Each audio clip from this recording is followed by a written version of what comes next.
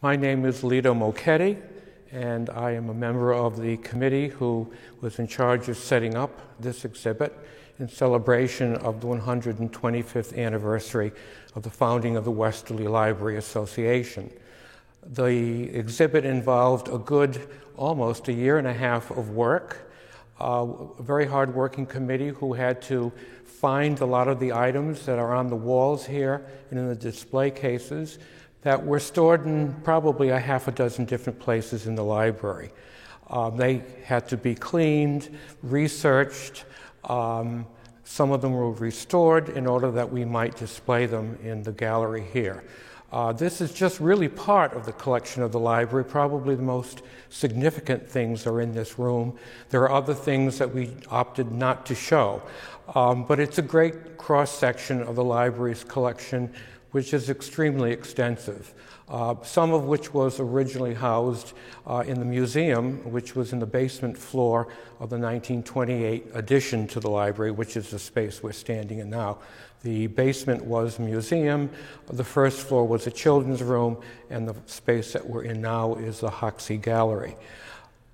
Many of the items, all the items actually here are grouped into significant groupings depending on the subject matter, with things interspersed between them. So it's a great celebration in a way of the library and of its collections, and there are many, as I indicated, and also in celebration of the 125th anniversary of the library's founding. This grouping is a Civil War grouping, including a collection of items that are part of the Dennison collection. The Reverend Frederick Dennison was born in Stonington and graduated from Brown University in 1847. He was ordained a minister and became pastor of the First Baptist Church here in Westerly. Dennison's portrait is on the wall by the local artist Calvin Thurber, who was a Rhode Island artist.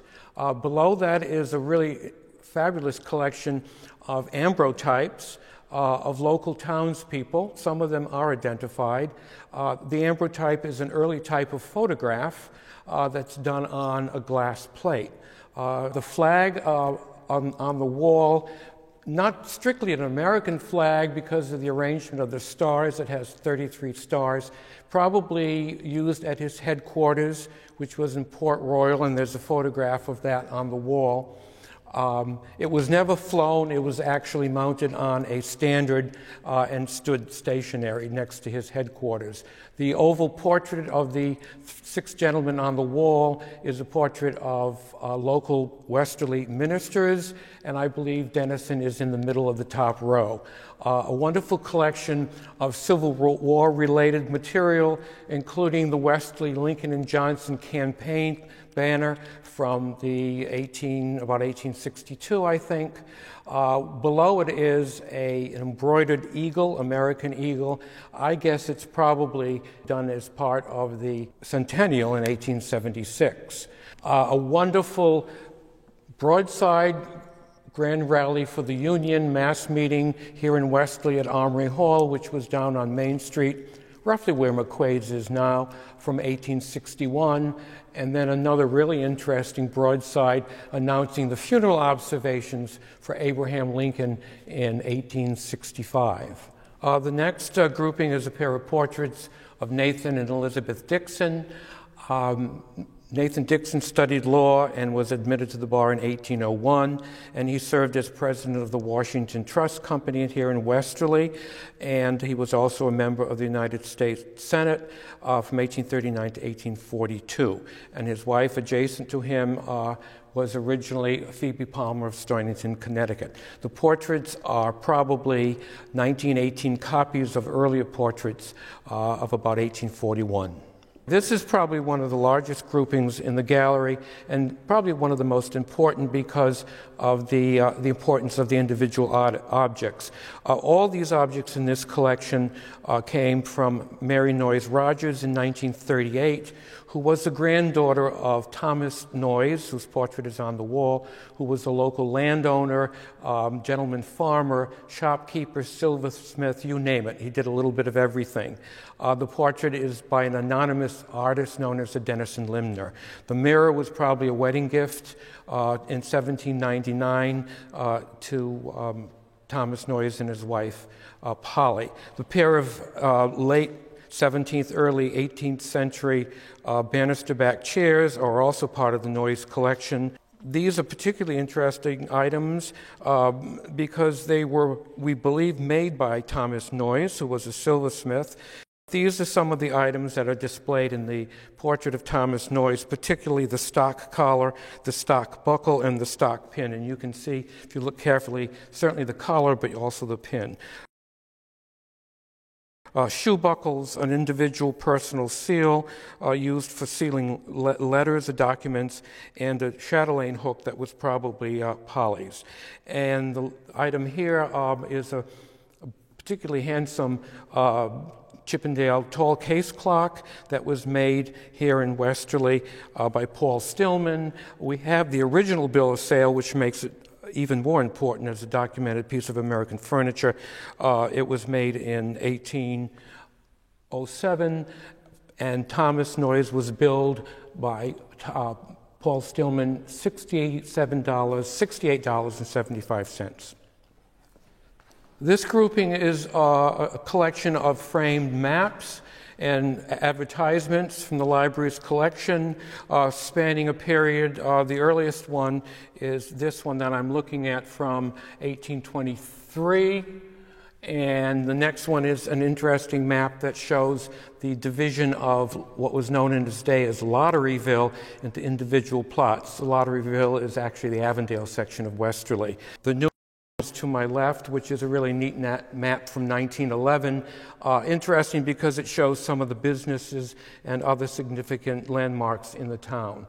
Above, a collection of framed advertisements, commercial advertisements for some different businesses in Westerly. This is the Wilcox grouping. And when I was sort of designing the exhibit, I wanted to put the portraits of Harriet and Stephen here because when this gallery was initially opened in 1928, it housed the Wilcox's art collection, and these portraits were prominently displayed in this particular location. They were painted by James Carroll Beckwith, an American artist, probably about 1900, 1901. The bronze bust of Stephen Wilcox, I believe, was probably commissioned by Harriet Wilcox after Stephen's death in 1891. It was done by John Quincy Adams Ward, an American sculptor. The table, we believe, is originally from the Wilcoxes' furnishings in their Brooklyn, New York house, probably about 1870. The pair of urns also were part of the furnishings in their home. The marble bust of the young girl was a piece that was originally modeled by John Francis Bryans, and we'll talk about him a little later, and then later on carved in marble by an Italian sculptor named Brindisi. A pair of Windsor chairs are interesting because they are part of the original library furnishings, and there are a handful of the chairs left, so they date from about 1894. They were made in Boston by Adolph Pauley and Company. People find this probably one of the most interesting items in the exhibit. This is a fragment of the billet head, which apparently is part of the figurehead of what was the illustrious Charles Phelps, which was probably one of the biggest ships ever built on the Pawcatuck River. It originally served as a sort of a transport ship, and then eventually, towards the end of its career, it became a whaler, and eventually ended up being part of a whaling display at the World's Columbian Exposition in Chicago in 1893. The photograph shows it at the Columbian Exposition. It was eventually abandoned there after the exhibit closed, and someone apparently was able to get this fragment and bring it and donate it to the library. Another popular item, the Velocipede, which was made in Westerly in 1865 by 17-year-old Dwight Stillman and his brother. Stillmans were a very, very prominent family in Westerly, involved in many different commercial businesses. This is handmade Velocipede, an early bicycle, obviously, simply made of cast iron wood with an old carpet for a seat. Exciting because there are no brakes on it. The library grouping here begins with this watercolor, an architect's rendering of the original library building dedicated in 1894, designed by Longstaff and Hurd from Bridgeport, Connecticut. The picture above the case is of the Jesse Moss House, which was purchased in 1891 by Stephen Wilcox with the intention of using the property as the site of the library building. The house was moved and still stands on the lower part off Granite Street of Newton Avenue. A newspaper article of 1894 that is a description of the dedication of the library with an elaborate description of its various designs and uses. Beloved Sally Coy, who was director, she was called simply a librarian in those days. Nowadays it would be executive director, who was the director of the library for 30 years from 1930 to 1960, who was instrumental in a way putting the Westerly Library on the map. Much liked person. She was responsible for many new things here at the library, including improved lighting, continued use of the gymnasium, which was down in the basement, sort of Westerly's first YMCA. And she had much to do with the development of the museum collection, which was housed originally in the basement of this addition. The cabinet here is originally from the Pawcatuck Union Library, which was, I believe, probably at Granite Street initially and then moved to Union Street at some point. It's interesting because of the painted figure on the front doors. Old photographs, old enlargements of the library on the wall, the main meeting room, as you can see here, which has not changed an awful lot. The Windsor chairs that we looked at earlier are shown in this photograph. And here's another view looking west of the main reading room. This grouping relates mostly to the children's services in the library. Margaret Weiss Brown was a well-known children's author from the 1940s who authored famous books like Goodnight Moon, The Little Island, and The Runaway Bunny. The case shows a grouping of some of her books, some of her correspondence, ideas for the books, as well as some poems that she wrote. The collection came to the library about 1955 after Margaret Weiss Brown's death, and it's probably one of the most significant parts of the library's collection here, known nationwide, if not worldwide, because it's so complete. Book Week posters started coming out in 1919. The library here has an almost complete collection, which is very unusual. Some of them are so rare that they were loaned to an exhibit of children's illustrators that was done in Japan a number of years ago. This is just sort of a cross-section of them, and they're really quite interesting. They still come out once a year in November, as you can see from the dates. John Ray was local. Originally from New Jersey, he finally settled in North Stonington. He was a children's book illustrator from the 1940s. The case shows some of his whimsical postcards and letters and correspondence, as well as some of the drawings that he did. The painting on the wall of Alice Liddell, who was the model for Lewis Carroll's originally Alice in Wonderland, was painted by John Ray probably somewhere in the late 1930s. It came to the library, I believe, when the children's room was first opened, the original children's room in 1928, and was eventually donated to the library as a permanent painting or permanent item in 1945 by Harriet Hoxsey. John Francis Bryans was a sculptor who worked for the Smith Granite Company back in the later 19th, early 20th century. He's famous for all sorts of sculpture groupings. There are a couple of significant ones in Riverbend Cemetery. This is a group of his sculpture. These were cast in bronze over a period of time from the models that John Francis Bryan's probably did in either plaster or clay. Statue of David on the right, the juggler, Niagara, the Indian figure in the canoe, the cow with her calf, Venus on the scallop shell, the acrobat on the globe, and in the back a statue of Diana and Endymion, the Roman goddess of the moon. You can see the moon down below, and also of hunting. This case is probably has elicited probably one of the most enthusiastic responses of all the cases that we have, and this displays a collection of photographs and items from some of the shipwrecks that have occurred either in Watch Hill, off Watch Hill, or in Quanticontog. The two most significant ones are the Metis, which was a steamer carrying passengers from Providence, which was rammed by a schooner and sank in August of 1872 with a loss of probably about 150 lives.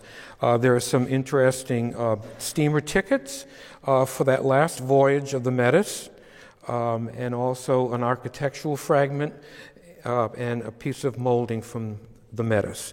The other one, which was even more tragic, and that happened off Quanticontog in February, in the middle of winter 1907, is when the steamer Larchmont, carrying about 200 passengers from Providence to New York, was rammed by the schooner Harry Knowlton. The Harry Knowlton managed to get back to shore with most of its crew.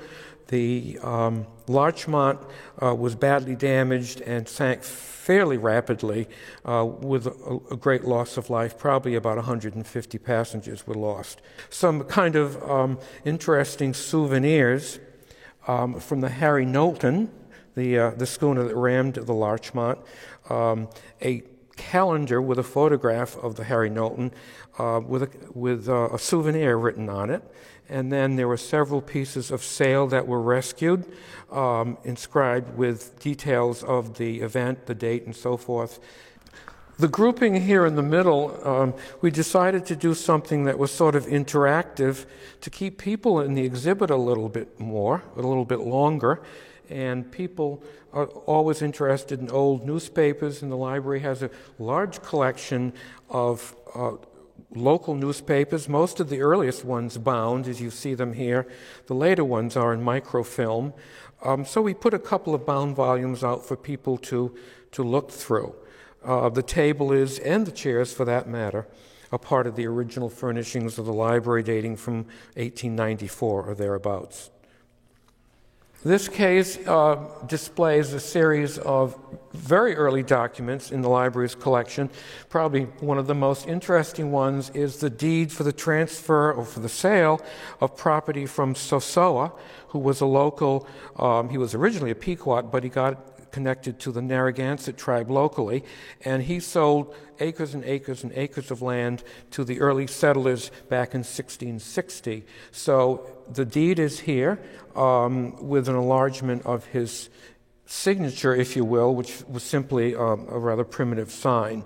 A map showing some of the areas that were involved in that first purchase, which included Misquamicut and Westerly and Richmond and Charlestown. It was a huge area of land that Sosoa deeded to the early settlers. This side shows library letters of incorporation from 1892, stockholders' ledger from the early 1840s, and fascinating first newspaper that was hand-printed in Westerly in 1825 by 15-year-old Charles Perry, called the Bungtown Patriot. We don't know how many issues were hand-lettered.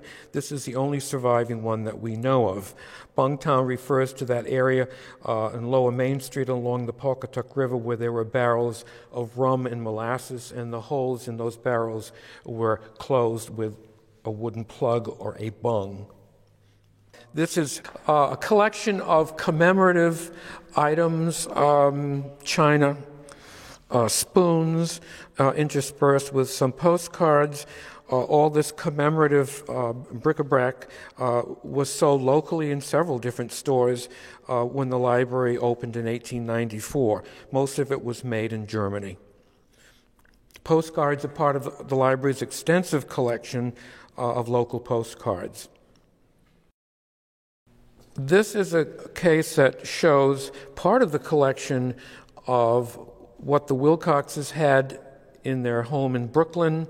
It came to the library as well as a painting and sculpture collection after Mrs. Wilcox's death in 1901, and was originally displayed in the first edition, the 1902 edition, to the rear, the original edition, which housed not only a stack area but also the first art gallery that the library had. Japanese brush pots for holding brushes made out of bamboo, elaborately carved, a pair of porcelain figurines, probably French, supposedly purchased at one of the Paris expositions.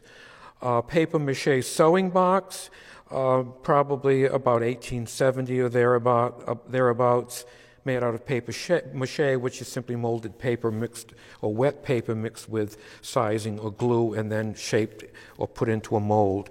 The other items, part of the collection of either Japanese or Chinese cloisonné that apparently the Wilcoxes collected.